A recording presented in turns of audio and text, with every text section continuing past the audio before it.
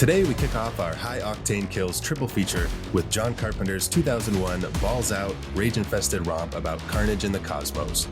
The ghost fog is contagious, the space cops are flirtatious, and human colonists are reaping what they sow as we cock our metallic uzis and throw caution to the crimson wind to meet the masochistic Martian, Big Daddy Mars, in Ghosts of Mars.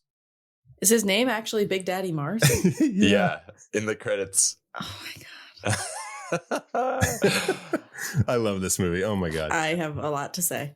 I figured you would. You're listening to How I Met Your Monster, a podcast that explores the introductions to your favorite movie monsters. My name's Zach. I'm Danny.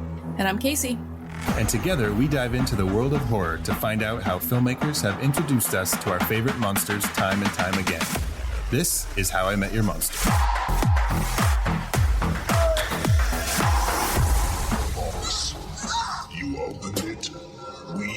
I met him 15 years ago. I was told there was nothing left. Who are you? Explorers in further regions of experience. Demons to some, angels to others. Call you Meatloaf!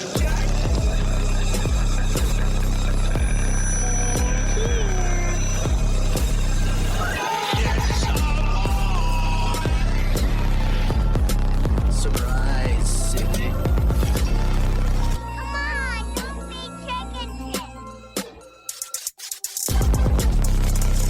Welcome to How I Met Your Monster, the show where we discuss the introductions to your favorite movie monsters. Guys, it is a new year, but we're not sticking around.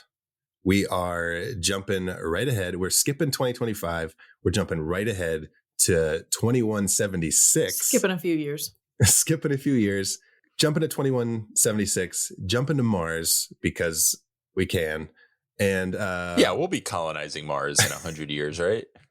Yeah, absolutely. With like full-on cities, and For we're sure. all also in agreement that the fashion of that time is long, like, I don't know, jackets Like with black trench coats, gray turtlenecks. 90s school shooter. Yeah. Ooh. Yeah. 90, oh my God. Yeah, I was gonna say more like Western, but yeah. You know. But yeah, we're talking about John Carpenter's Ghosts of Mars. And this kicks off a new year, 2025. It also kicks off a brand new triple feature, High Octane Kills. Yep. We're fucking coming into 2025 We're with coming in hot. guns ablazing. Yeah. Yeah, we're coming in hot. With our metallic uzis. Yep. Yeah. With some high octane kills. Yeah. Mhm. Yeah. That's why we're doing it. As per the title suggests, the title is literally High Octane Kills. Doesn't suggest it. It's saying it right there, out in the open. Right there. Yep. But before we get started, I would like to remind everyone listening, if you're not subscribed to our show, please give us a follow on Apple Podcasts, Spotify, wherever you get your podcasts. Even reviews would be nice. If you enjoy the show, if you enjoy the show, that's it. If you enjoy the show, leave us a review. That's how it works. Or if you just like leaving reviews in general. If you're like, I want to leave a review today, just do it for us. Uh-huh. You're like, That'd be nice. what am I going to review today? If you like wake up and you're like, I need to review something today. I'm like, I got that itch. I got that review itch. You're jonesing for a nice compliment for someone else. Yep. Give it to you us. could review our show. That'd be sweet. Yeah. Or if reviews aren't your thing, but you want to pay for extra content, we got you covered. We just launched our Patreon page where you can sign up to help us keep this show afloat and also get some cool bonus content along the way. We've got 2 brand new commentary episodes that you can listen to. One is for free. You can listen to our commentary on Terrifier 2 absolutely free. You just go to Patreon and check it out. And then also, if you would like to listen to our Nightmare on Elm Street commentary, you can sign up to be a maniac on our Patreon page and you will get access to that commentary episode. So that just happened. Patreon, brand new. Yeah. Still feels fresh. It's got that new car smell. Yeah. Oh, it does smell like a new car. Yeah. I fucking love that smell. I know. You know, it doesn't have a new car smell. Mars. Yeah. The trains in Mars. I feel like they smell of steel and blood. Ew. Yeah. Pennies. Ooh, Pennies. yeah, steel and pennies, copper and pennies. Very metallic scents on Mars. I'm getting. Mm-hmm. I'm sensing. So what did you guys, is this the first time watch for you guys? It was mine. It was Casey's first time. What did you think? I have not had this much fun watching a movie in a very long time. Yes. This movie was fucking bonkers. I loved it. It felt very Galaxy Quest. Like, it felt like a parody movie. Okay. Like, ooh. But I loved it. Like, I had a lot of fun, but it was like so... The sets were very obviously sets. And like there were minis that were very obviously You mean they weren't actually minis. on Mars? Well, yeah, but sometimes when you're watching something, it's so you're just immersed in it and you don't think about that. But the whole time I was like, yeah, that's foam. You know? The minis, they had minis of things that I was like, you know, very obvious a mini. Yeah. Like the train, clearly. The train, yes. But I did love it. It was so ridiculous and so fun and silly and good. Yeah. Oh, I'm glad. Yeah. Me too. Yeah. It didn't like, you know, it's one of those things where it didn't do well. It was a big flop. They lost like, you know, I think if I read it right, it was like 28 million budget and they made like 14 million or something like that. So it was like not, you know, clearly I can see why big flop. In 2001. There was a lot of good stuff in the early 2000s. So sure. And it's one of those things where like, you know, I heard John Carpenter was like, well, it's supposed to be like you're just supposed to have fun with it. It's supposed to be like a throwback to the old. And it's like, is that a cop out? An excuse for it not being good? Or did you mean to do that? Which, you know, I can't say which way or the other, but right. And it all, you know, a lot of it, like it could just come down to marketing. You know, I don't remember what the marketing was like for this movie, but if the marketing was different, maybe it would have done like better. It was some like super serious, like intense sci-fi movie or something versus what it actually was. Yeah. If they were like, you know, the most chilling sci-fi action adventure in years or something, you know, then not you'd just be like, hey, let's have fun.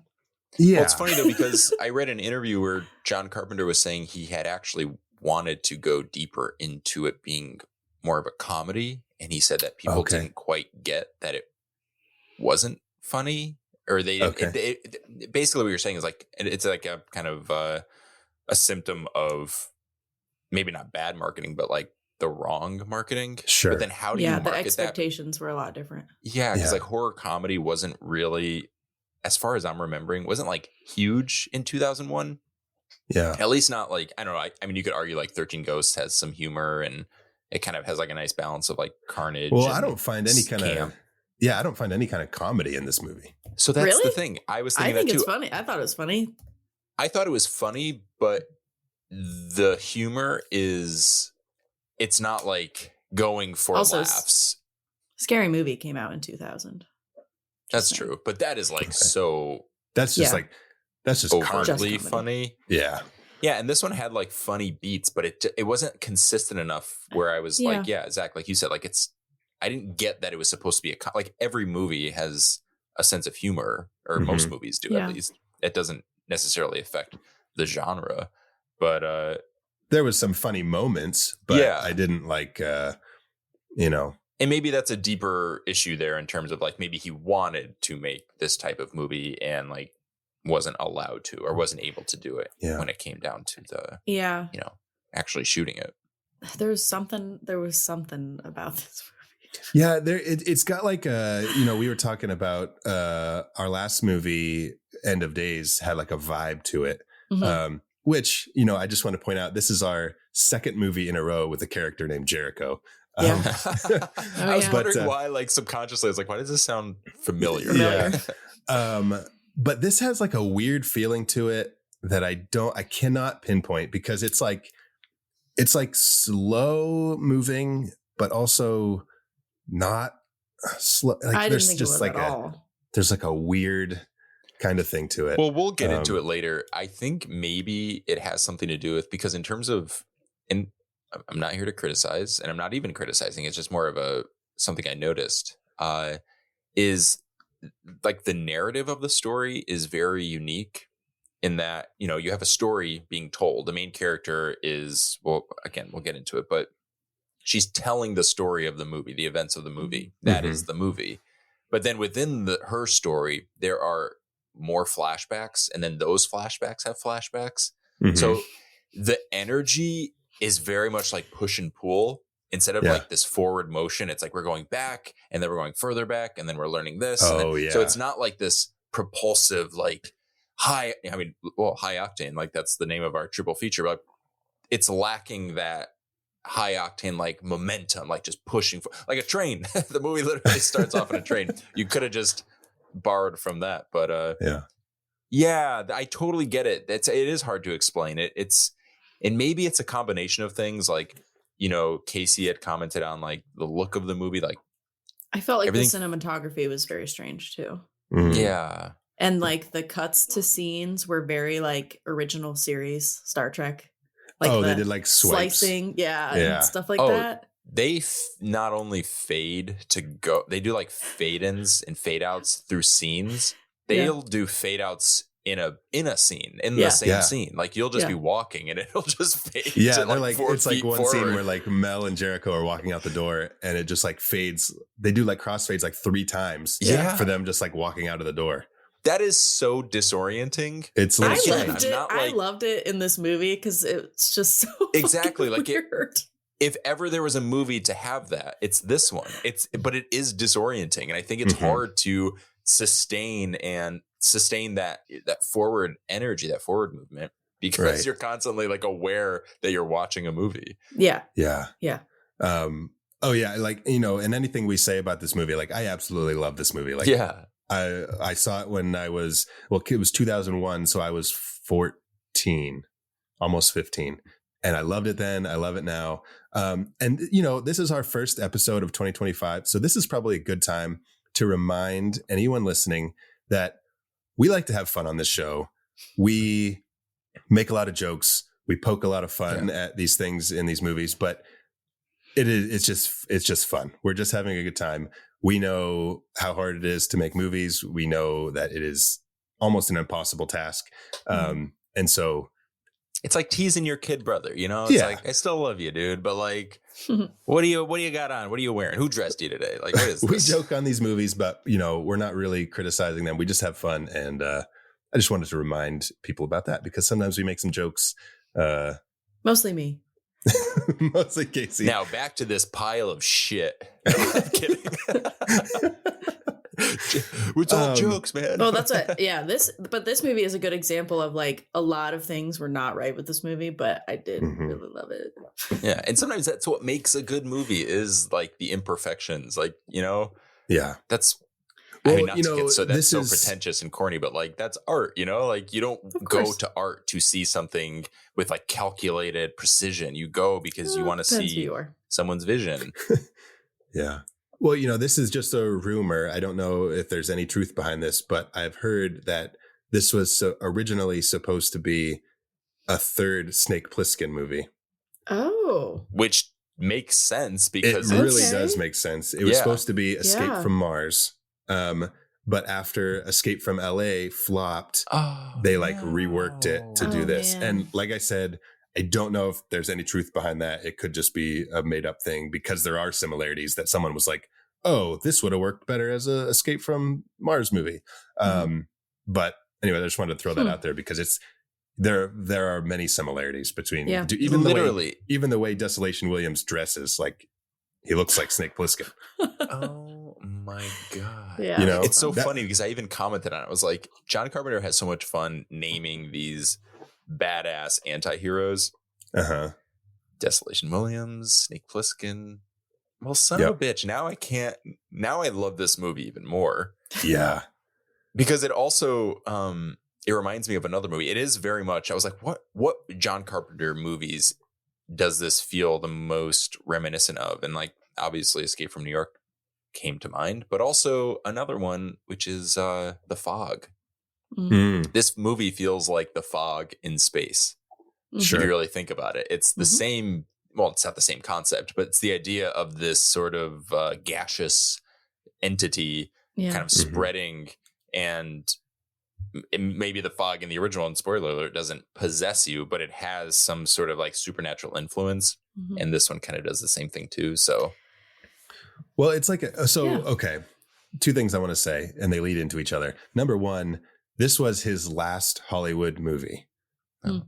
After this, he didn't make a movie for 9 years when he made The Ward, which was like a independent psychological thriller.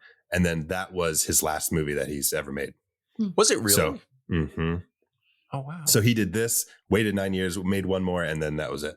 But it's kind of a fun way to go. I don't say go out, but because it is just like a greatest hits of all the John Carpenter movies, because you've got The Fog, you've got going back to his, I think it was his second feature, Assault on Precinct 13, where like the cops and the criminals have to team up to stop the people on the outside. And then you've got, the Snake Plissken movies. And so it's kind of just like and it's set on Halloween. It's set on Halloween. But in Mars, they call it Martian-ween. That was a deleted scene. There's a part where they for alliteration, they don't call it Happy Martian. They call it Mary. So it's Mary Martian-ween. Check out my Martian-ween. I was going to say, that's more like a penis, Danny. Big Daddy's Martian-ween. Oh.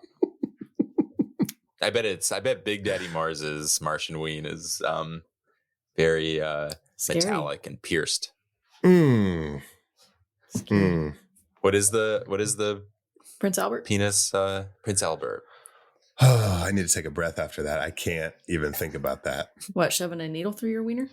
Stop it, dude. Have you never seen? Oh, I guess you wouldn't have. I guess a fewer opportunities to meet someone with that. Zach, how many men have you slept with pierced wieners? I love how it got more specific as you went on. It was like, how many men have you slept with pierced wieners? We're just trying. We're like, oh, you said you slept. Our 2001. This movie's year is bringing out our adolescent humor. Yes. Yeah. All right. Well, let's jump ahead to 2176. Let's hop on a space train on Mars and let's hop on a hot air balloon. How's that? Oh yeah. That fucking took me out, dude. I fucking died. She's like, I was traveling around Mars in 80 days.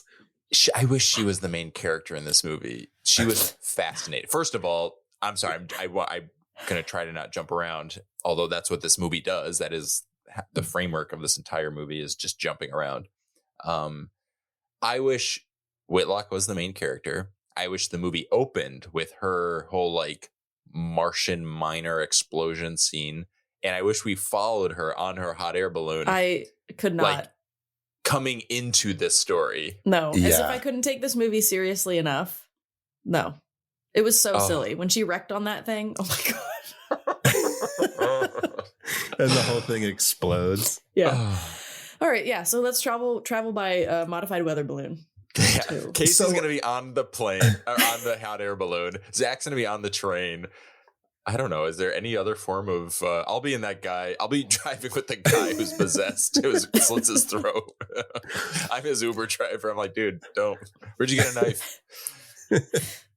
Okay, well, yeah. Let's all get on our respective transportation devices. All right, let me just buckle in my space buckle and start my Martian space. Let me put on my drive. goggles. Yeah, and get your breather. Space get goggles. your little breather thing. Yeah. And we're gonna head to Chryse, which is the first city on Mars. Chryse. Happy Chrysler. Merry Chrysler. Merry Chrysler. Merry Chrysler. And this is a matriarchy, so it's all run by women. I loved that. I loved that Pam Grier was also disgusting, flirtatious asshole. Yeah. Yeah. So equals. Uh-huh. Mm-hmm. Equality. I'm looking at my notes. I'm so sorry. I'm looking at my notes, and the name of the city that I wrote down must have autocorrected, and I never noticed it. And my note just says cheese. It just says cheese, first city of Mars. That's the moon, Danny. Yeah, that's the moon. We got it wrong. We biffed it. Like, what the fuck? Why does it say cheese? Oh, that's hilarious. Cheese, first city of Mars. It will forever now be known as cheese. Cheese. I want to live in a city called Cheese. It's haunted by Martian ghosts. What is this place? Cheese is a very weird city. Oh, that's so funny. All right, let's go to Mars.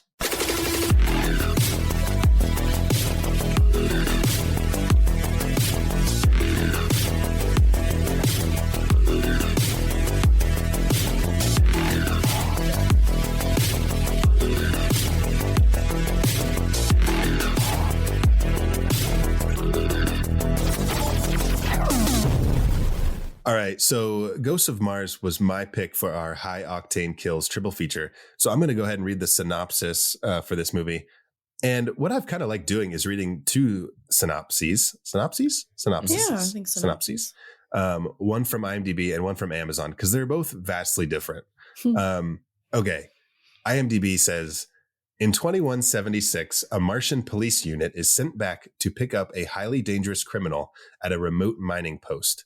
Upon arrival, the cops find that the post has become a charnel house. Charnel house.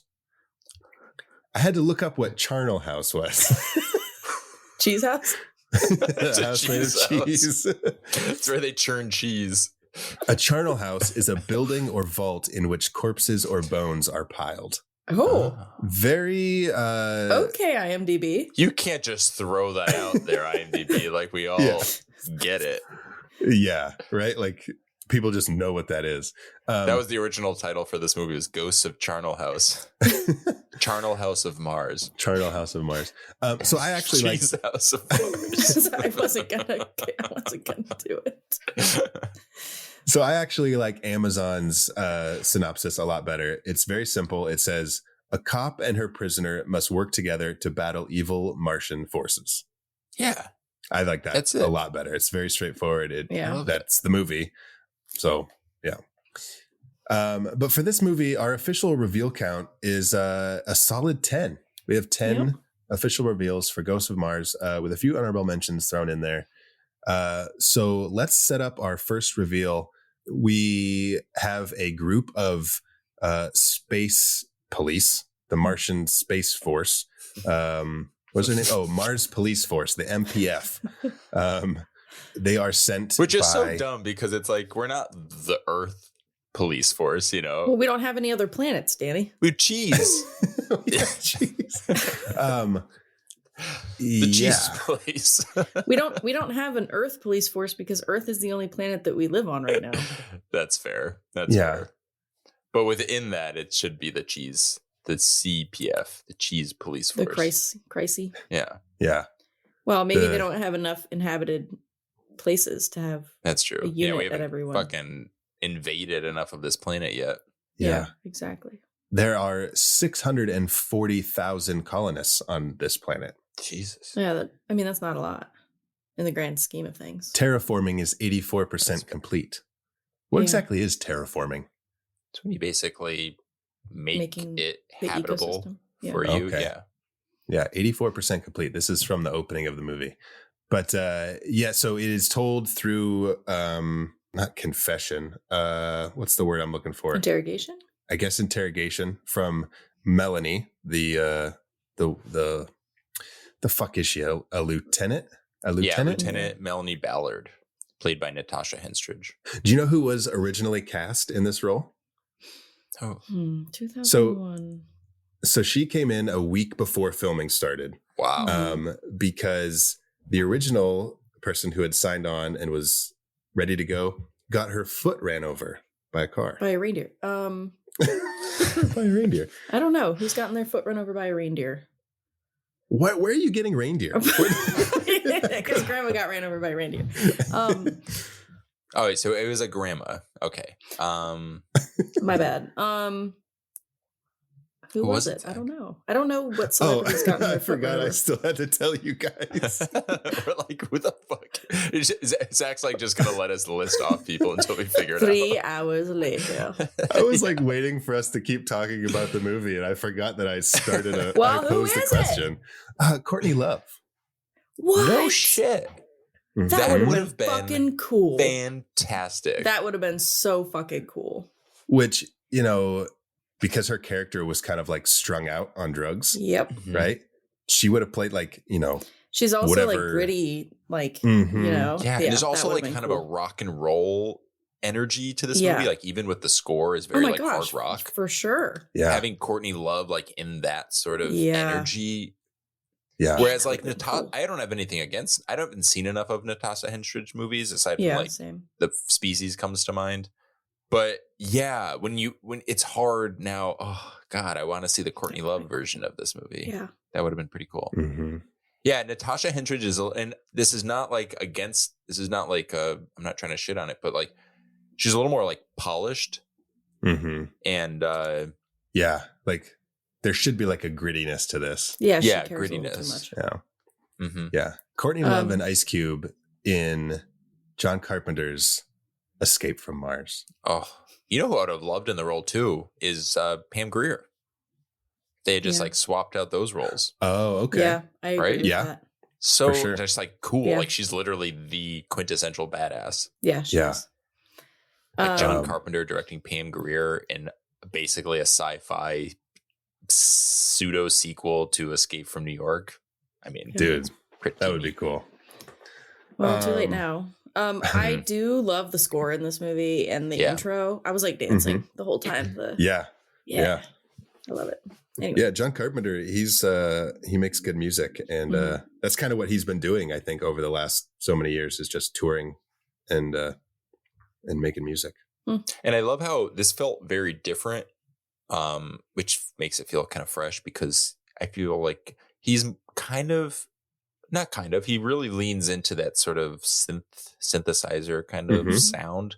So it's a very, like, you hear it, it's very like obviously John Carpenter, whereas this one felt like he was clearly trying to do something different, and I think it paid off. Yeah, and even like the rock music that like happens every time one of the Martians attacks, it was very much like In the Mouth of Madness. He had that same kind of rock music at the end and beginning. You know what it reminds me of is, have you guys seen Challengers this year? Mm-mm.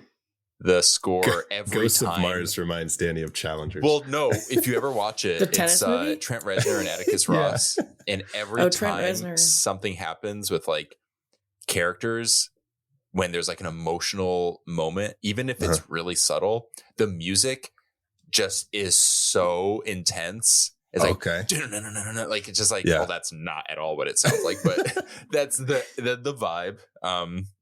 Very similar. So the Challengers score and the Ghosts of Mars scores are essentially one and the same. Sure. Okay. I listened to, we watched, months ago, we watched that new Ninja Turtles movie. That's like it's so good. An animated one. It so is good.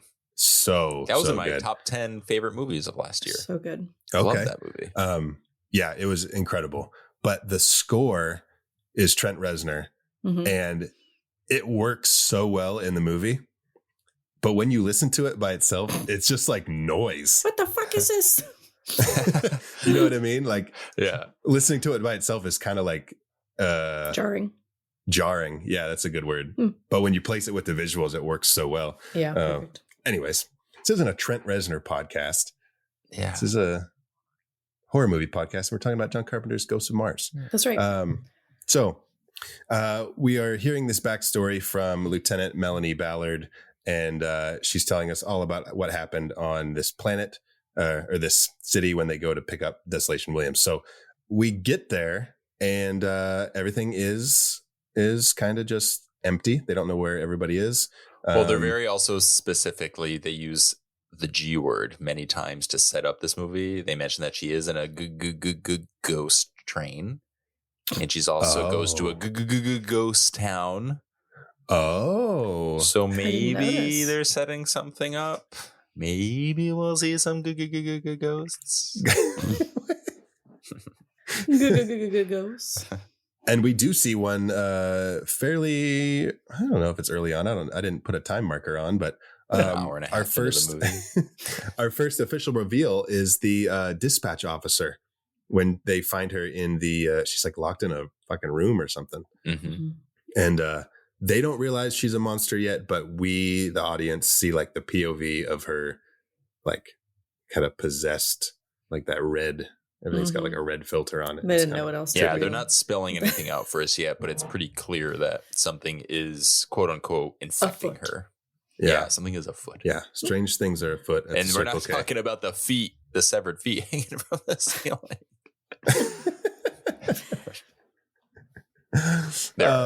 Severed feet hanging from the ceiling. Yeah, so she they like put her in another room, and then they kind of like spread out to kind of like see what's going on. Which is cool with this movie. And, you know, Danny, you were talking about like, there's no like forward momentum. Yeah. It's a little stop and go.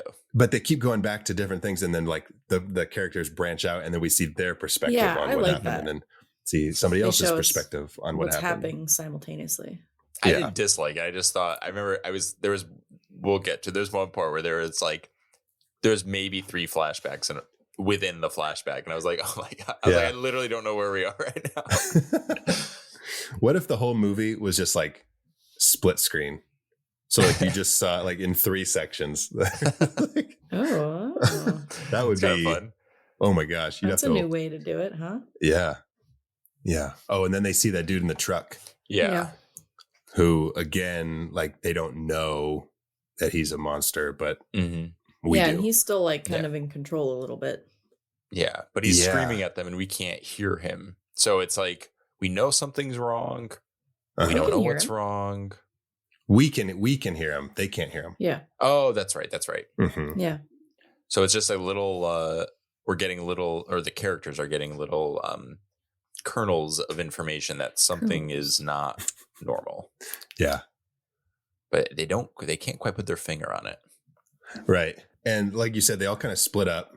What is Pam Grier's title?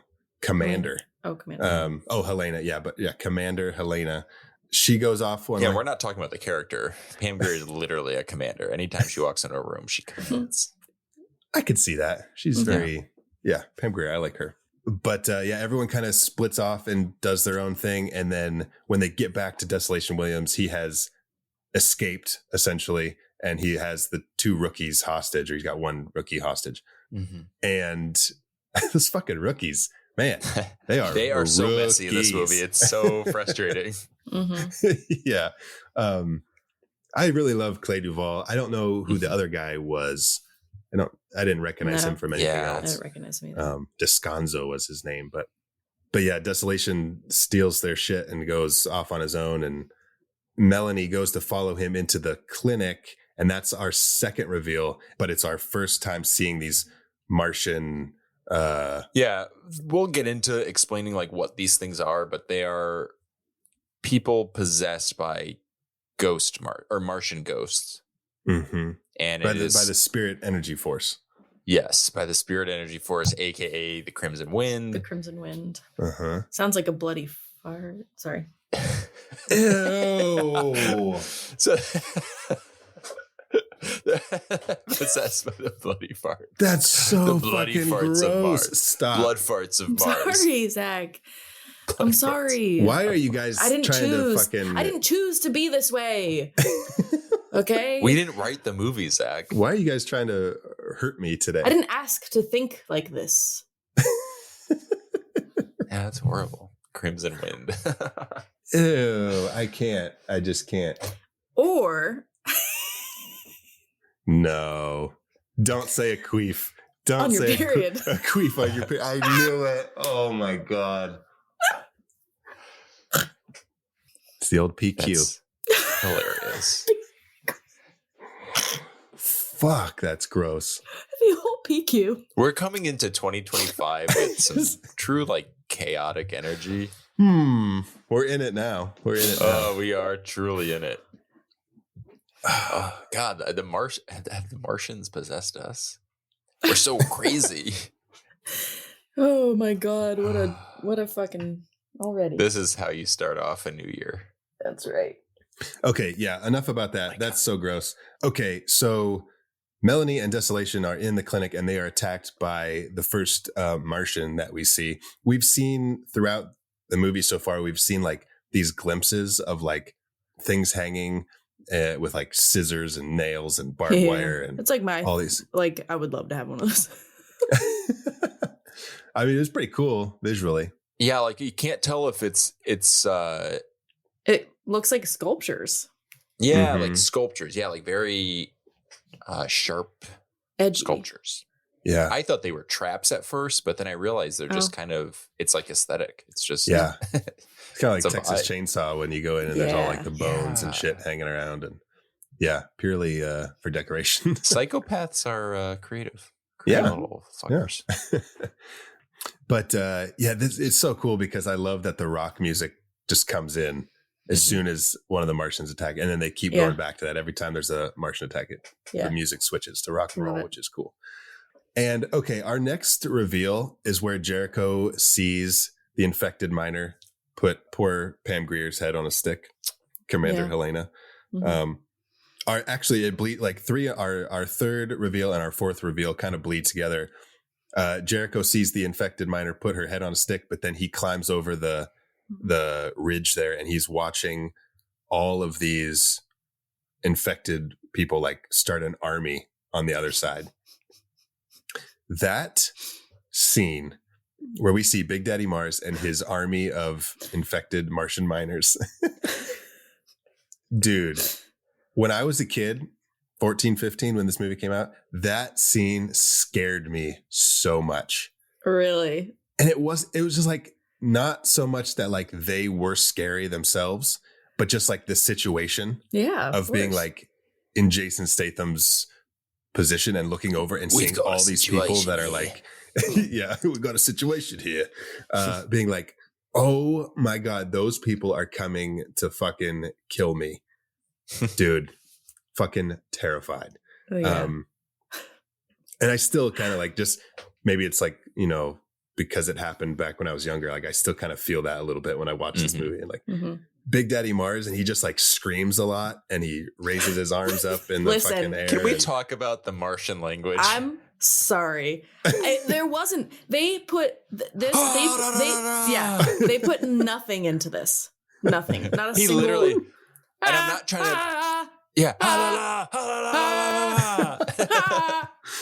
The poor actor. They didn't pour a single ounce of anything into that. They didn't try at all. I want to find his name is, I want to make sure we're doing Did you not realize that, Zach? His name is Richard Cetrone. Cetrone. Yeah. Cetrone? No, I didn't think about that because I was too worried, or I was too like busy being terrified by him. Oh, really? Interesting. Yeah, I was like, man, they didn't even try. La la la la. That's all it is. La la la la. I'm sure he didn't even have a script. They were just like, make noises. No wonder they're angry. They're like, we don't know what you're saying. Yeah. Oh, dude. But yeah. And then like watching them all just kind of like, well, I guess we don't really see them hurting themselves until later. But they're all like, oh, anytime in a movie that people are like fucking organized, like a group of villains are organized and like, oh God, it freaks me out. Didn't really seem to matter during our ranking. Oh my God. This will never die. I will never be forgiven. Didn't seem to matter then, number 25. For putting the Wicker Man villagers at number 25. Islanders. He calls them villagers. He doesn't even know. He doesn't even know. He's not even trying. They are islanders. They are in an island. On an island, not in a village. A group of organized religious zealots. Anyway. We're not talking about that. Justice for the Islanders. Yeah, I think I put Myron Larrabee ahead of them. Anyways, that's so funny. Terrifying scene. But this is like a very pivotal moment. We meet our big bad. We've seen his minions, his Martian minions. I can't believe his name is Big Daddy Mars. Which is funny because it's not mentioned in the movie. It's just a credit. So I feel like John Carpenter just had fun writing that. That's what I was going to say. Like, I'm wondering if this was him trying to lean into that comedic aspect that he says was part of it that we weren't aware of, and we wouldn't be aware of it because they don't say his name at all. Yeah, I almost would have liked to see a character like just offhandedly kind of call him that, Big Daddy Mars. Even if it's not. Yeah, it's like, oh, okay, Big Daddy Mars, like. Oh yeah, something like that. Like they name it. Like Well, Ice Cube at the end, Desolation Williams. There's always they always try to sneak like one-liners in and stuff at the end of movies when they defeat the villain, and they never work. They're always just like, would you really say that in the moment? Exactly. You know what I mean? Mm-hmm. But I thought his worked so well at the end where he separates the trains and he just says, what does he say? It's very simple. He says something like, see you later, you big motherfucker, or something like that. And that's it. And I was like, okay, that fucking works because it's just like, okay. It's grounded in reality. Yeah. It's not like when Arnold says, go to hell to the devil. It's not like a James Bond quip. It's something you might actually say in the heat of a Martian ghost battle. Yes. My favorite one-liner is when Melanie goes, and this is 6 inches. Oh, yeah. When she raises her fingers and talking about how dudes exaggerate all the time. Yeah. That's so funny. Anyway. Yeah. Yeah. So Big Daddy Mars is on the scene now with his army of Martian miners. And his really extensive language. And his Martian ween. Martian ween. What happens when Big Daddy Mars gets off? Sounded like Grandpa. He would have been perfect in our Christmas episode. Fa la la la la. It's so stupid. Fa la la la.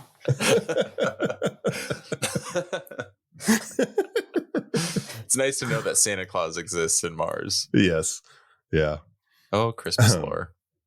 All right. In our 5th official reveal, Whitlock, who we haven't introduced on the show yet. Whitlock was like the scientist who came here in a fucking hot air balloon and then just put herself in jail. Fucking loon, dude. Her journey of like blowing up a mine, getting in a hot air balloon, crashing, and then going to prison. She's like, I deserve this.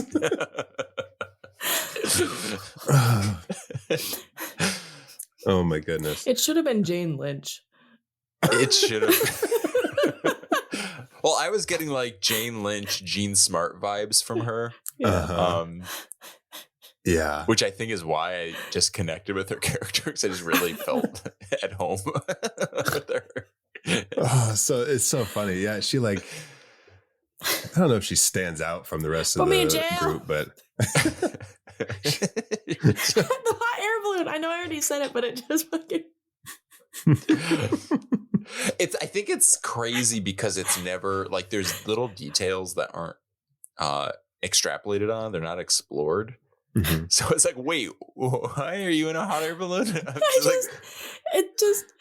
It's the silliest way to travel. Okay, let's be realistic. It's the silliest way to travel. Okay, so you're like, but maybe this badass movie fighting all these Martians and shit, and the scientist is just traveling. Well, let's put ourselves in Whitlock's position. She opens up a gate to fucking Martian hell, right? Yeah. She runs out of the thing. She's running away from this Crimson Wind, this PQ. She's running away from this PQ. Oh my God. I can't believe I've made it a thing. And oh God. And she says like, oh, how am I going to get away from this? Hold on. Let me fire up my hot air balloon. Yes. That's what I'm saying. It's fucking like the slowest getaway. You need wind to move a hot air balloon. The Crimson Wind the Crimson Wind. So she was going to take. That's what I'm saying. She's inviting Maybe it. she had multiple vehicles and she saw the wind coming. She's like, if ever there was a time, she's like, I think this is going to work. Oh, I know. I can use my hot air balloon. Yeah. I've been waiting for this opportunity forever. It's just been sitting in the garage. It's just been sitting in the garage. Oh my God. Anyway, all right. What does she do? Whitlock, in our 5th official reveal, gets attacked by the dispatch officer. That we saw earlier. And it's our first monster death, I believe, right? Because Melanie kills the ghost, which then opens up the whole idea. We realize that this Crimson Wind, once the host, the physical human or Martian host, is dead, it'll then transfer itself. It'll float around. Right. We had mentioned like a contagious fog, and it'll find a new host. In case you don't. And it goes into like another dude who's in the cell who just kind of is used as a little plot device later when the rookie shoots him, but he really doesn't do anything else. And I would be remiss to, I don't want to overlook the fact that we then get a flashback. I know we don't do like play-by-plays of story, but I didn't want to overlook this. Yeah. We go to a flashback. We say that, but we just do fucking play-by-play. We just say whatever we want. This is a safe space for period queefs and flashbacks. Yeah. We have room for everything. That's right. We flash back to the previous scene with Jericho. So instead of just letting that scene play out, we cut to this one only to go back. Okay. And then he meets Desolation's buddies from Uno, Dos, and Tres. Uh-huh. And then they tell a story. So we're in a flashback within a flashback within a flashback. Yeah. And this is where I was just like, you kind of have to just give in to the movie and just let it roll. First part isn't a flashback. They're going back to him to show what he was doing simultaneously while they were being attacked by the woman. But they pick up. I agree. If they had said it a little later, but they literally go back to the same scene that we watched where, and I remember like logging this, where he runs up over the hill. He looks, sees Big Daddy Mars, comes back, and is like, "We've got a situation here." Yeah, but I think they do that to make sure that you do know. It again. I know, but it literally just happened. Yeah. So by definition, it's literally a flashback. I see. And because in the first time you're cutting back to Melanie. Yes. As she answers him, but in this one, when they show it again, you're just seeing him. Yes. Yeah. I just found that very amusing, and I'm not mad about it. I think it's very entertaining. Yeah. And I just want to say there's no way that those Martian people did not see him run into that building. No. For sure. Right and then he gets in there. They're like, look out the window. They're like, oh, he didn't see him. Yeah. He did. They did. They did. But yeah, this is where we meet Uno, Dos, and Tres. We don't know their names yet, but I love that that's what they call them. They're like, me too. Yeah. And then we see, this is our 6th official reveal that we see when they see in the flashback of a flashback of a flashback, they go over that same ridge and they see the miners like quitting work, but then this like big old PQ, this old PQ, Crimson Wind, big one, energy, spirit force, whatever we want to call it, comes down and takes over them. I want to know, was Big Daddy Mars like the foreman of the miners, or like how did he become in charge? Is he just someone who already exists in charge of the Crimson Wind, or is he created by the Crimson Wind? Yeah, I got the impression that there's like a prequel story, another flashback where he was part of another. Now you're asking for him. Yeah, there's like this other group of people who were already possessed. That's why he feels kind of lived in. Yeah, if that makes sense. Like he's sort of, so he's some other American, some other human colonist. Okay. It's funny, I go right to American colonist. I wonder if we're getting political on this show. What if he was like in one of the people in the dig site when they found the thing? Right. Oh, see, that makes sense. And then he like came over and he like followed the Crimson Wind. He hitched a ride in the hot air balloon. Yeah. There was another extended scene where it's like his hot air balloon was chasing Whitlock's hot air balloon. It was like the slowest chase scene ever. They're just moving slowly. Like literally he's like reaching out to try to grab her, but it's always like 2 feet too far. And he's like pushing the thing. Their fucking balloons collide, but they can't reach each other because stupid. Okay. Every time they get closer, the balloons bounce each other off. It's just It's impossible. That's why she chose the hot air balloon. Yeah, she's like, this is how you escape alien How do you ghosts. catch her? Yeah, it's impossible. We figured it out. I feel better He's like, about no, it now. if I know these space balloons, at some point it's gonna blow up. It's an exercise in patience. I just picture her with like she like pulls out a broom out of her basket. And she's like swiping out of Essie. He's like, la, la, la, la.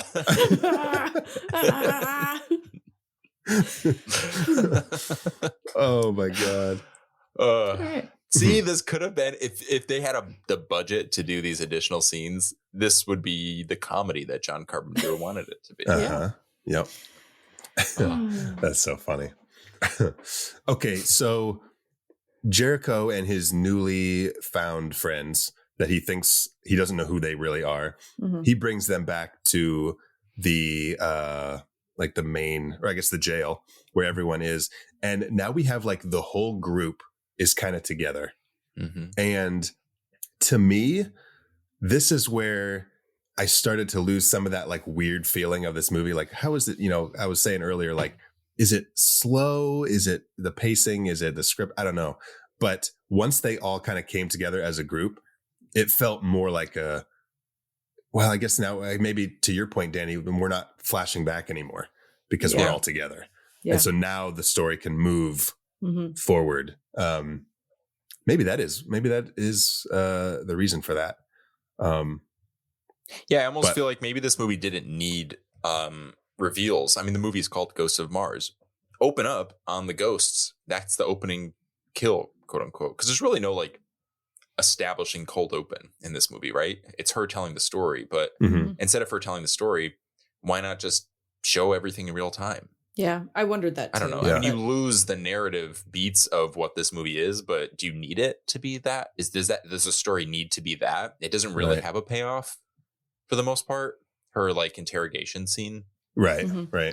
It's not like that goes somewhere that's like, oh, I get it. Like you needed to tell the story this way because when they find out what happened, this leads to that, so on and so forth. It could have just been like, boom, open up the movie, Ghosts of Mars, title card. And then, okay, she sent in a thing. Now we know the threat. They're going into this thing. We know that there are these evil ghosts killing people in this town. And you're like, it's like that. We mention this all the time, like the ticking time bomb. Right. That I think would be scarier than going into something that could be anything. Like Mars is already an unknown. So to have like an unknown within an unknown, it's just like a lot to digest. Sure. And then you're flashing back to explain things. And then I just didn't, it just wasn't that deep for me. I was just along for the ride. Yeah. And it was just a good time. It is just a fun movie. And that's, like we had said earlier, maybe it was in like the marketing where they were like trying to sell it as a serious movie where, I don't know. I think deep down, I secretly just want to remake this movie. And I'm like, subconsciously like pitching it to myself. What can we do? What would be my approach? It would be a fun remake. It would have to be Escape from Mars. You would have to change the title. That's just too cool. Yeah. Yeah. It makes you wonder what, like, if Kurt Russell had reprised the role of Snake Plissken and this was an Escape from Mars movie, that would be cool. But here in the story, like now they've decided that they all need to work together to defeat these guys, or at least make it to the train. Yeah. So they start making like these grenades out of detonators and food cans. And fucking dude, Dose, I guess they call him Dose. He's fucking high on one of those breather things and he cuts off his thumb. Oh my God. It's so aggressive. Yeah. And then they all just laugh at him. Yeah, it's the whole thumb. I thought that was a fun scene. That was good. But yeah, they decide to head to the train. They get out there. They start seeing all these miners in our 7th official reveal. Now the whole team is headed to the train. They are all starting to see all these infected miners like on the rooftops and coming out of buildings and stuff. And they get to the train station and the train isn't there. And then, which I think is fucking cool, Desolation Williams is like, fuck it. And he just starts running out and She just shooting pulls everybody. out those uzis. And then the fucking rock music starts and it's just like a big thing. I loved it so much. It's just a good time. I love how throughout this movie, there's a lot of sequences in which either Melanie is saving Desolation's life or Desolation is saving Melanie. And it reminded me, I thought Casey would appreciate this. It was very much a Gimli and Legolas. Yeah, I thought that you were going to say from that. Lord of the Rings. Oh, where they're like keeping score of Yep. who's saved who and who's killed more ghosts. Oh, nice. I gotta watch those movies again. I gotta watch them.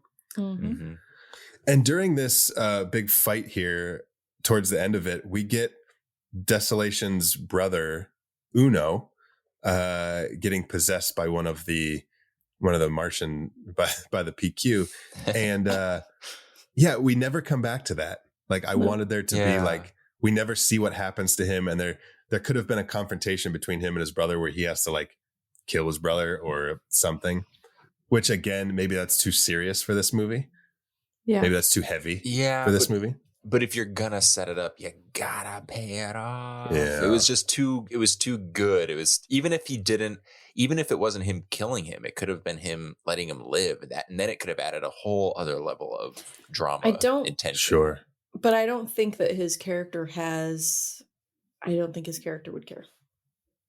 Desolation's character? Yeah. But that could have told us that if we had seen him, his brother turn into him and he just kills him willy-nilly. But I don't think he only cares about himself, so I don't think he. Yeah. Well, there's that scene at the end where he's talking about his brother and all the shit they went through, and but he didn't seem sad. But him either killing or Just not angry. killing him would have told us this, and I feel like that would have been interesting either way. Because otherwise it's like, because I totally agree with that. I just wish we had more of a, I don't know, just a little plot beat that just gave us this, and then we can move on. Sure. Yeah. But speaking of moving on, Danny, I know you like your flashbacks. Oh, I love them. I'm in one right now. I'm not even present right now. We're going into our 8th official reveal with Whitlock, where she actually unleashes this crimson wind from an ancient Martian tunnel thing. It was basically a mountainous Martian butt crack, because she opens it up and it just all that crimson wind just pours out. You mean vagina? Oh my god. But yeah, she just like puts her hand on that thing and it just disintegrates, and then all hell breaks loose. But at least it gave her an opportunity to use her hot air. That's right. Balloon. So she does explain a little later how basically what these ghosts are doing, it's kind of like a defense mechanism. They're just protecting their land. You know, the humans they're colonizing Mars under the impression that there is no, as far as they know, no life forms present. So they're taking over, and these, I guess, like spirits of Mars are essentially awakened and they're fighting back. So you wonder if was it like this, whatever this supernatural force is on this planet, did they kind of want to be let out? It was kind of advantageous for them, is what I'm saying. Like the fact that they were mining in this area, because then it was like, would they have not been able to fight back had there not been mining in the first place? Right. So I guess I don't have an answer for it. I'm just curious how those events would have played out had they not mined in this. I guess maybe this underground world is kind of. Well, Danny, if they didn't fucking mine in that section and release the thing, we wouldn't be here talking about the fucking ghosts of Mars. That's right. Yeah. And I would be. We'd just be talking about cheese. We'd just be talking about the city of cheese. The matriarchy of cheese. With their turtlenecks and trains. No, but I get what you're saying. Yeah. Oh, this is the most frustrating thing that sets off basically that these characters are essentially safe for the most part. They're barricaded for now. As far as we know, they're quote unquote safe. Okay. But you were talking about the rookie cops. They out-rookie themselves by fudging it all up. Yeah, because Clea DuVall shoots them. Yeah. She lets the genie out of the bottle. That's right. And it goes into Lieutenant Melanie. Oh, that's right. I was like, wait, where are we going with this? Yeah. Goes into our hero. Yeah, and it goes into Melanie, and they're like, well, fuck, it's in her. There's nothing we can do. Throw her outside. Yeah, their first instinct is throw her outside and give her some psychedelics. Well, what else would you do? Fixes everything. Although they could have kept her confined. Yeah, they could have like put they her in did a with cell. that guy, because they could have been able to figure something out. Put her in the cell and be like, just no matter what she does, just don't shoot her. Right. Like, lesson learned. Yeah, you're right. They're in a jail. And instead of putting her in a jail cell, they put her outside with the fucking threat. Yeah. Whitlock just goes back into a cell. They're like, stop it. Stop going back into prison. Yeah, but they because Desolation had stole her necklace earlier, and then Jericho's like, you know what this is? It's her stash of fucking drugs. And he even said, like, he put it in there, he gave her the pill, and he's like, whatever's in there, this will fuck it up, or fuck with it at least. I can't tell if this movie is pro drugs or anti drugs. Yeah. There's a statement here, and I'm not quite getting it. Well, this is our 9th official reveal. She's possessed. She's outside, and she starts to see these like visions of the ancient ghosts, I guess, of Mars. Well, before they're pre-ghosts. Yeah, they're pre-ghosts. They're alive. Yeah. Looks kind of like a fish. Yeah. It was very fish-like. So yeah, she has her trip, and she gets out of it, and then they let her back in, and now the army of Martian miners have formed a battering ram that they have to like manually push against the like. I don't know how it works, how they broke down that door by just like pushing the. No, it was like attached to the truck.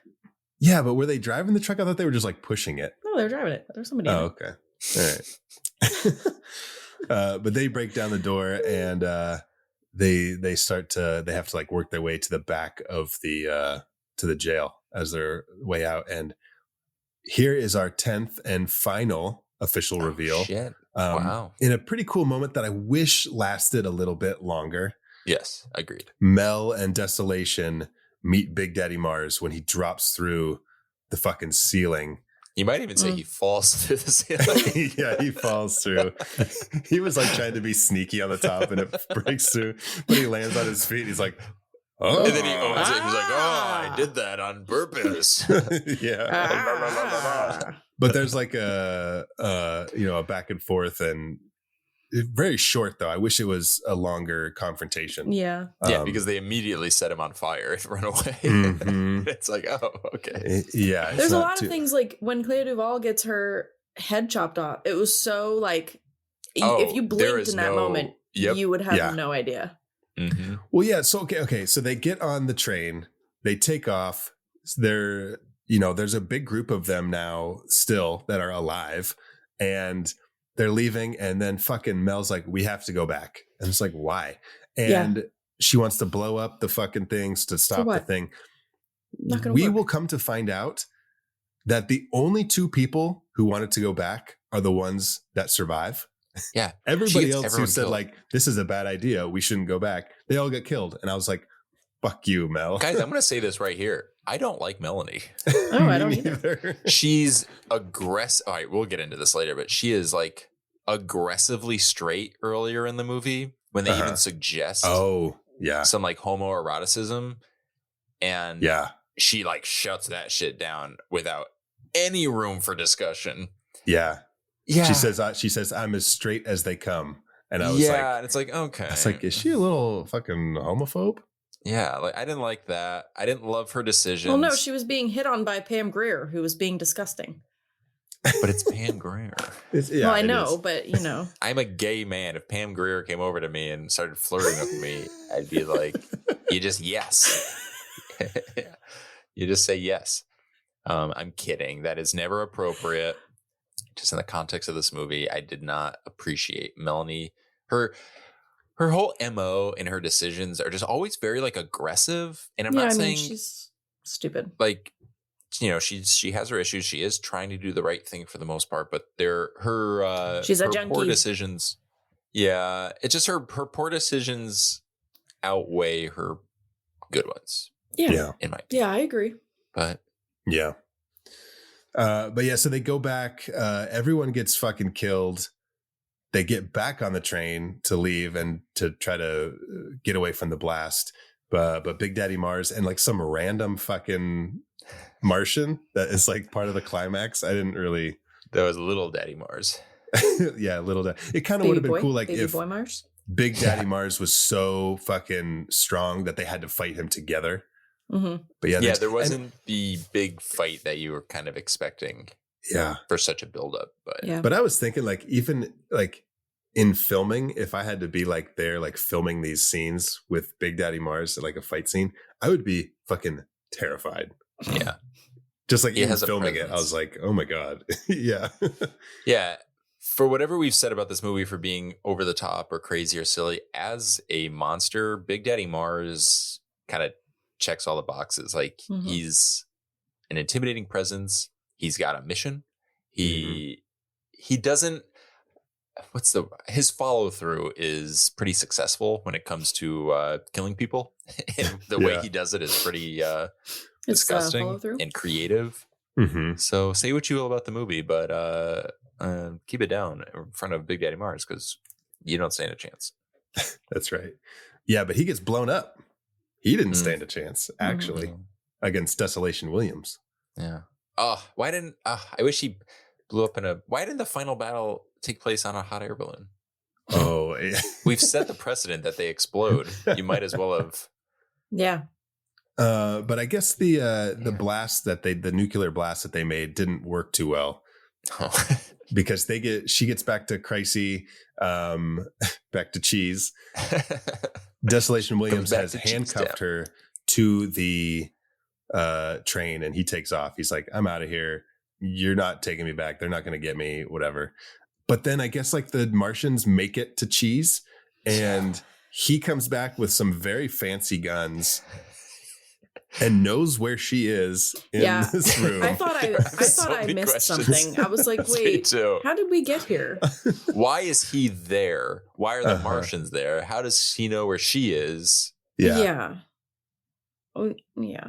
Yeah. And what also is, it's frustrating because like if this Crimson Wind found Cheese and he made his way back to Cheese, it's not like you can like dodge it, you know, like if everyone is being infected. That's why the plan was dumb in the first place. Yeah.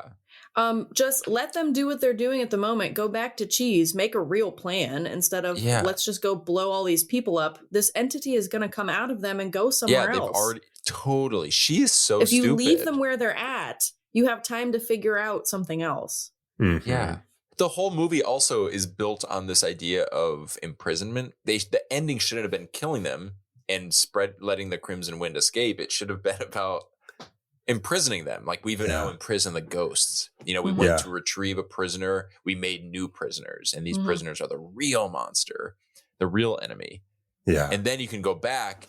That would have been more interesting was if she tells this story and she's like, yeah, well, we got them. And they're like, well, all right, well, we need physical proof. And the end of the movie could have been going back to the town to find out, like, they find like a block is broken or something. That makes more sense. That, you know, like, I don't know. Danny, you're such a good writer. Oh, thank you. I just really want to remake this movie. Clearly, subconsciously, I was like, this, like we said, this would be fun if they redid this, but starring Kurt Russell and Courtney Love. That's Ghosts of Mars. Yeah. And just like at the end of the movie, after her interrogation, the woman says, "Is that all?" That's it. That's all. Yeah, it's one of those things. Like the interrogation happens, and then she's like, she leaves, and she's like, "Are we really going to tell the cartel that like Mars is taken over by ghosts?" She literally says, "Is that all?" This woman just told you the wildest shit I've ever heard in my life. Yeah. I thought the twist too was going to be, because I didn't remember the ending of the movie completely. I thought we were going to find out that they already were ghosts, and then she was just telling the story. Yeah, and like, they can't compose themselves though that long. You know what I'm saying? Yeah, that's true. When as she's telling the story, she's just like sticking metal into her face. She's like, "Wait, are you a ghost or are you?" "Oh no, I just do this." It's a cheese thing. Oh God. But yeah, the end of the movie, like, okay, so he gets Mel. He's like, hey, let's kick some ass. She's like, that's what we're best at. It's what we do best. Yeah. And then he looks at the fucking camera. He breaks the fourth wall right before the movie ends and smirks at it. And then it's amazing. It's fucking wild. I love this movie. But guys, I'm so glad you had a good time with Ghosts of Mars because, well, Danny, you had seen it, but and you knew how fun it was. But Casey, I'm glad you had a good time. So now it's time to pick our favorite reveals in John Carpenter's Ghosts of Mars. What's going on here? I don't see anything anywhere. That's how they get you. They're under the goddamn ground.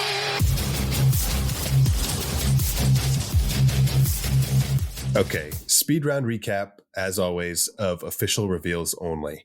Number 1, the dispatch officer, we find out she's possessed. Number 2, Melanie and Desolation get attacked by the infected in the clinic. Number 3, Jericho sees the infected miner put Helena's head on a stick. Number 4, Jericho sees Big Daddy Mars and his army of Martian miners. Number 5, Whitlock is attacked by the dispatch officer. Number 6, Uno, Dos, and Trace see the energy spirit force take over the miners, also known as the Crimson Wind, also known as the PQ. Number 7, the group as a whole sees all the miners on their way to the train. Number 8, Whitlock unleashes the spirit energy force, also known as the Crimson Wind, also known as the PQ, in a flashback before she gets on her hot air balloon. Number 9, Mel gets possessed and high and sees the ancient Martians and their group of fish people. And then number 10, Mel and Desolation meet Big Daddy Mars when he drops and or falls through the ceiling.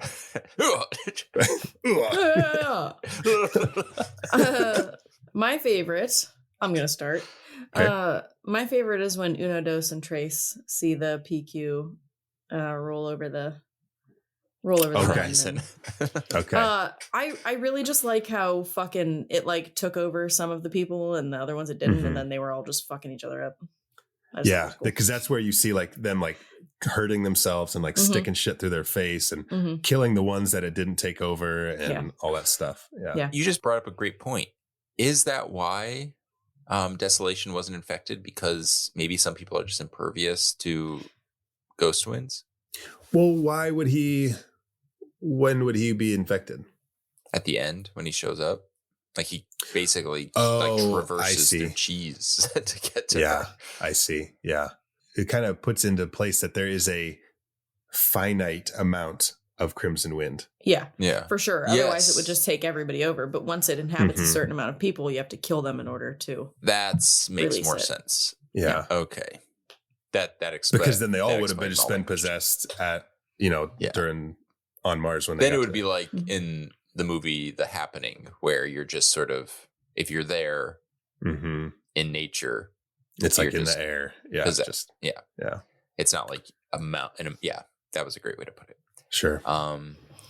My favorite reveal was I originally had it when Jericho sees the Ghost Rally and he sees Big Daddy Mars. But I gotta switch it to MVP of the movie, Dr. Whitlock, when she basically unearths the ghost wind and then just like cuts and runs on a hot air balloon. Yeah. I want to know how the fucking ghost made that wall.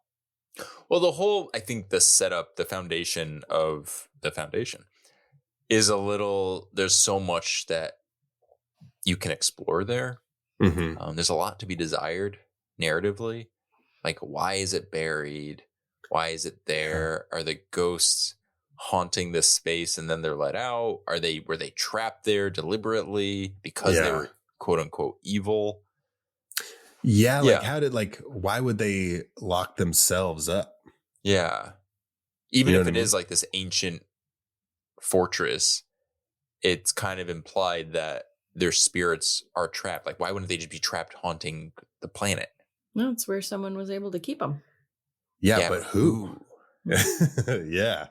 Oh, not a remake. You're right. A fucking prequel. Fucking prequel, yeah. Called Whitlock. Dude, a spinoff. Yes. It's starring Jane Lynch. Yes. Could it be one of those things where it's like, it's called Whitlock, starring Jane Lynch, and it's like a movie that you don't know its connection until the end. Then it's like, oh man, this is a prequel. This is to the Ghost 2001 hit to prequel. This is an unofficial Escape from New York sequel. Oh my God.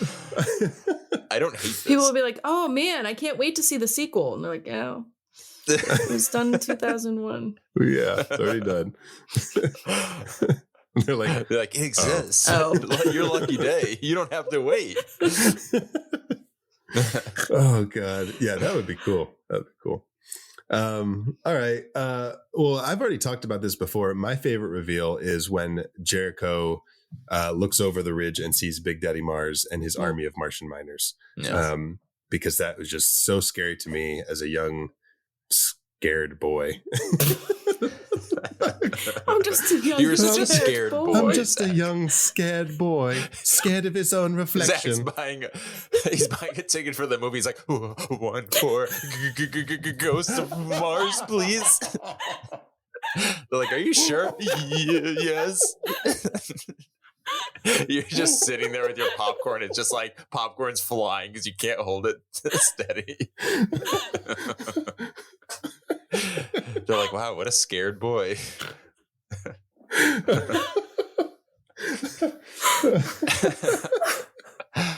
Oh, one for Ghost of Mars, please. How did you get here? Why are you alone? Jesus. A 14-year-old shows up.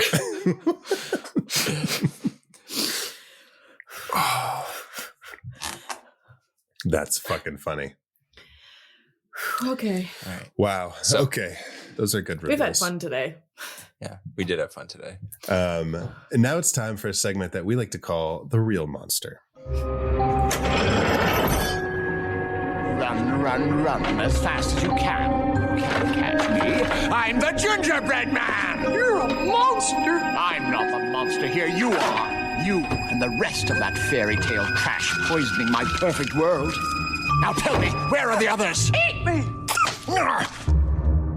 Casey, what do you got? Okay, so I have a few. First of all, it's Pam Grier. But I do appreciate the equality aspect of it. Women can be disgusting too, can't we? Yeah. Just because of how she's like hitting on her. Gotcha. You know, she's her superior and she's hitting on her. Yeah. So there was that. There was also the barbed wire or razor wire that was on top of the prison that she looks at as if to think, wow, there's no way I'm getting in there. And then she just walks through it. Just climbs through it. Yeah. Yeah. So there's that. And then there's also her stupid fucking plan. Because again, why? And what are you doing? Don't do that. It was the dumbest plan I've ever heard. She literally learned nothing. Yes, from correct. everything she witnessed. Correct. Like the movie takes its time to tell you the rules of these monsters. Right. And then she does everything. Yeah, exactly. And she's like, well, let's just go kill them all. That'll create a big cloud of this stuff that can just really easily follow us around. So that's it. What if? Yeah. Oh, I wish there was like a plan where like Dr. Whitlock was like, all right, I figured out a way to, because wait, oh yeah. How is this hot air balloon even working on Mars? Like, so, Danny. Wait, how did Whitlock get killed? Oh, maybe she's still alive. I don't remember seeing it. Uh-oh. Oh, you're writing a prequel you're writing and a prequel sequel. and a sequel. Yeah. Well, like, what if she was like, being a scientist? She's like, I was. Oh, you can make a sequel, but then have her have a bunch of flashbacks. Yeah, it's all flashbacks. For the prequel, yeah. It's just the sequel, but you find out that the sequel's the prequel. Yeah. But it's still a sequel. What if she was like, I was able to harness the crimson wind as like to make our hot air balloon float, and they used it in that way, but then they could kind of like concentrate in going back to that point about like kind of imprisoning it, but like as the the wind, like in that elemental form. Yeah. Well, then she like but no, blows up. Yeah. Yeah, her balloon. I guess that's like it's not very foolproof. It's just, she's like, there's a 98% chance this is gonna explode in about 2 minutes. So just prepare for that. Yeah, I never thought I would see a hot air balloon blow up like that.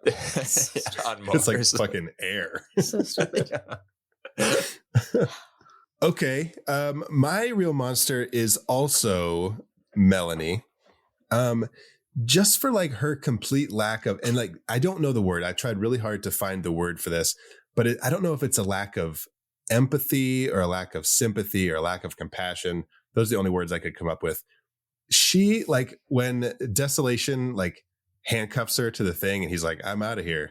And then she kind of has like this smirk on her face, like, oh, Desolation, you silly goose, you know?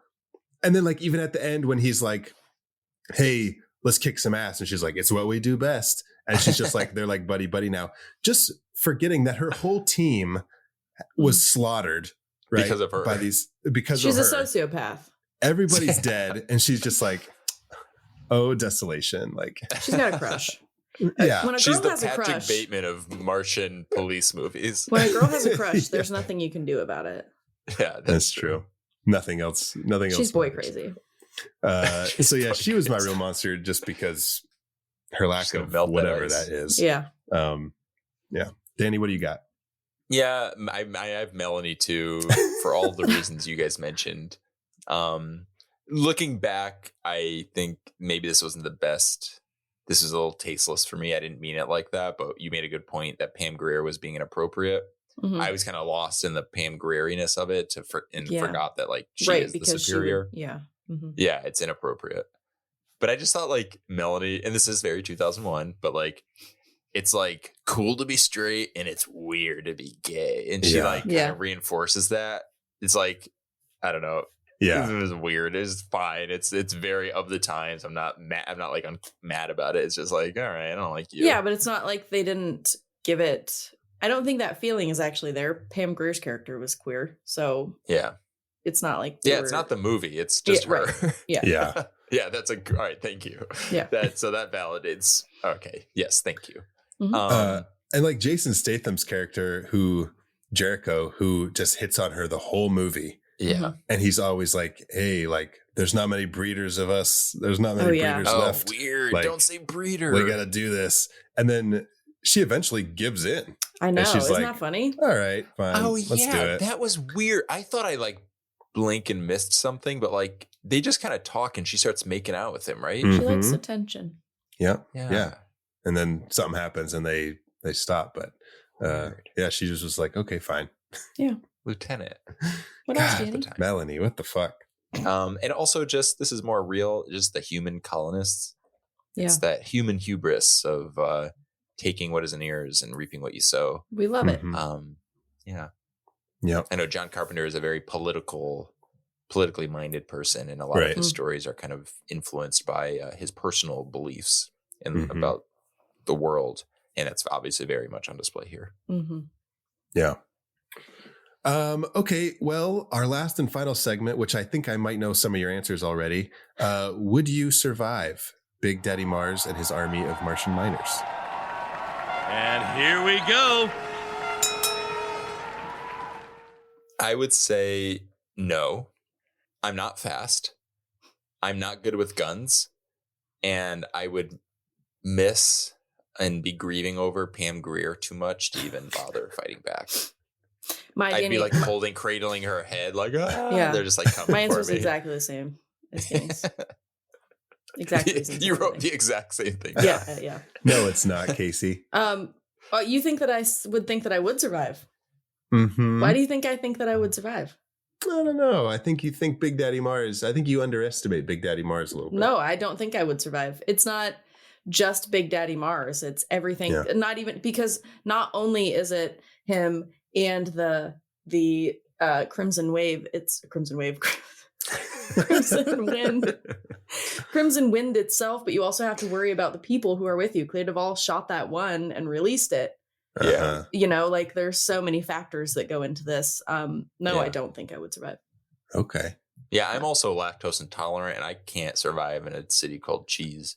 Oh, yeah, I'd be in trouble too. But. We're going back to cheese. No, I won't go back. No. That's Desolation Williams. He's lactose intolerant, and they're like going to cheese. He's like, I ain't going back. I ain't going back. Just for that. They're gonna kill him. His death penalty will just be shitting himself to death because it's just feed him cheese. Cell block cheese.